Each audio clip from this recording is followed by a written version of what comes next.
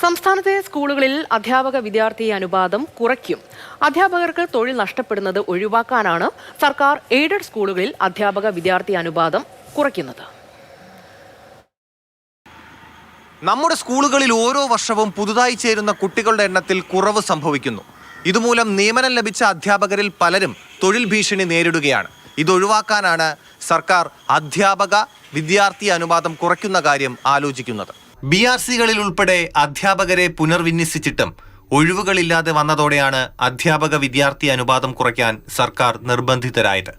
നിലവിൽ ഹൈസ്കൂളിൽ 1:45, UPയിൽ 1:35, LPയിൽ 1:30 എന്നിങ്ങനെയാണ് അധ്യാപക വിദ്യാർത്ഥി അനുപാതം. ഇത് മാറ്റി ഹൈസ്കൂളിൽ 1:40, UPയിൽ 1:30, LPയിൽ 1:25 ഇങ്ങനെയാക്കാനാണ് ആലോചന. അധ്യാപക വിദ്യാർത്ഥി അനുപാതം കുറയ്ക്കുന്നതിന്റെ പ്രധാന ലക്ഷ്യം നിലവിലുള്ള അധ്യാപകർക്ക് ജോലി നഷ്ടപ്പെടാതിരിക്കുക എന്നതാണ്. 2028 വരെയാണ് കാലാവധിയെങ്കിലും 2027 ഒരു അധ്യയന വർഷം കൂടി ഞങ്ങൾക്ക് കിട്ടാനുള്ളൂ. അപ്പോൾ അതിനുള്ളിലെങ്കിലും ഈ ഒരു റേഷ്യോ കൊണ്ടുവന്നില്ലെങ്കിൽ ഈ ലിസ്റ്റിന്റെ കാര്യം എന്താവും, അതിന്റെ ഭാവി എന്താവുമെന്ന് പോലും പറയാൻ പറ്റത്തില്ല. സർക്കാരിന് അധിക സാമ്പത്തിക ബാധ്യത ഉണ്ടാകാത്ത തരത്തിലാകും ക്രമീകരണം. അനുപാതം കുറയ്ക്കുമ്പോൾ അധിക തസ്തിക സൃഷ്ടിക്കപ്പെടും. പക്ഷേ പുതിയ നിയമനങ്ങൾ ധനവകുപ്പിന്റെ കൂടി അനുമതിയോടെ മാത്രമേ നടപ്പാക്കാനാകൂ.